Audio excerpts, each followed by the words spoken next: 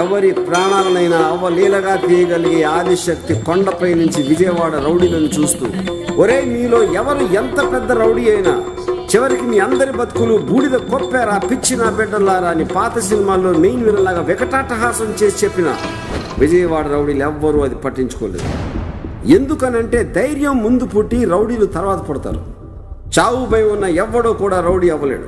అసలు భయం లేని వాళ్ళు కాబట్టి వాళ్ళని రౌడీలు అన్నారు. కానీ విచిత్రం ఏమిటంటే భయంతో కాలుడే గుండాగి చచ్చే ఆ మహాకాళిని దుర్గమ్మ పేరుతో నెత్తి మీద కూర్చోపెట్టుకునేంత ధైర్యం ఉండి కూడా విజయవాడ ఆనాటి ఆ రౌడీలను చూసి గజగజ వణికిపోయేది. ఆ రౌడీలు చీల్చిన శత్రువుల రక్తం విజయవాడ వీధుల్లో వెచ్చల విడిగా చిమ్మేది. చేల్చబడ్డ వాళ్ళ జీవితాల్లోంచి అప్పటి వరకు కృష్ణా నదిగా పేరున్న నీళ్ల నది అక్కడి ఆడవాళ్ల ఇళ్లల్లో కళ్లల్లో రక్తపు నదై పారేది. అసలు ఈ బీభత్సమంతా మొదలైంది రక్తపు రంగులో ఉండే ఎర్ర జెండా పట్టుకున్న ఒక వ్యక్తి నుంచి.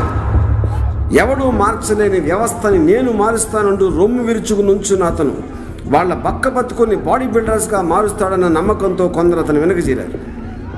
మనం ఏం తక్కువ తిన్నావా అనుకుని బాబాయ్ హోటల్లో ఇడ్లీలు తినే రిక్షా వాళ్ళు కూడా అతను వెనక చేరారు. మనుషుల్ని మోసుకు తిరిగే రిక్షా వాళ్ళే చేరినప్పుడు మొయ్యకుండానే తిప్పే మేమెందుకు తక్కువ అని టాక్సీ వాళ్ళు కూడా చేరారు. అలా వ్యక్తి వెనుక కొన్ని 100 మంది చేరుతూ పోయారు.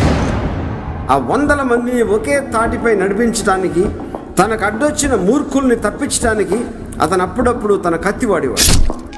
ఎక్కడో హిమాలయాల ఒంట్లో చిన్న ధారగా పుట్టే జలం జలప్రళయాన్ని సృష్టించే మహానదిగా మారినట్టు ఆ ఒక్క వ్యక్తి కత్తి మూలాన ఉబికిన రక్తం 30 ఏళ్ల పాటు విజయవాడలో ఒక మహా రక్త ప్రవాహమై ప్రవహించింది.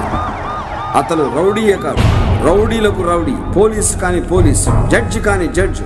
అతని పేరు వెంకటరత్నం. అప్పటి విజయవాడలోని చాలా ఏరియాల్లో చాలా మంది రౌడీలు నేను వెంకటరత్నం మనిషిని చెప్పుకునేవారు. ఒకే ఒక్క పిల్ల రౌడీ తప్ప. అతని పేరు రాధా. అతని ఏరియాలో అతని ముద్దుగా బస్ స్టాండ్ రాధా అని పిలిచేవారు. అతని ఇంటి పేరే వంగవీటి.